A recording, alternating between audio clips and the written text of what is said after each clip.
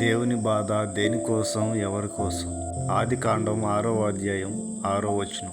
తాను భూమి మీద నరులను చేసినందుకు యెహోవా సంతాపము నొంది తన హృదయంలో నొచ్చుకొనెను. పాపంలో పడిన మనుషుల స్థితి చూసి దేవుని హృదయం కలత చెందింది.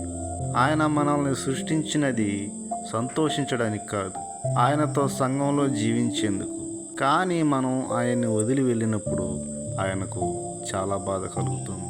యోహాను సువార్త 3వ అధ్యాయం 16వ వచనంలో చెప్పబడినట్టుగా దేవుడు లోకమును ఎంతో ప్రేమించెను కాగా ఆయన తన అద్వితీయ కుమారునిగా పుట్టిన వాని యందు విశ్వాసముంచు ప్రతివాడును నశింపక నిత్య జీవం పొందునట్లు ఆయనను అనుగ్రహించెను. తన ప్రియమైన కుమారుణ్ణి క్రీస్తుని మన పాపాల నిమిత్తం సమర్పించాల్సిన ఆ తండ్రి హృదయంలో ఎంత బాధ ఉందో ఊహించుకోగలమా? మనల్ని కాపాడాలని ఆయన ఎంతగానో తపన పడ్డాడు. క్రీస్తు మనకు రక్షణ కలిగించడానికి శిలువపై తన ప్రాణాన్ని సైతం లెక్క చేయకుండా, చింతించకుండా ఎదుర్కొన్నాడు. కానీ తండ్రి దేవుడు ఆ సమయంలో క్రీస్తు పడుతున్న బాధల్ని, అవమానాన్ని చూస్తూ మౌనంగా ఉంటూ ఆ బాధను హృదయంలో భరించాడు.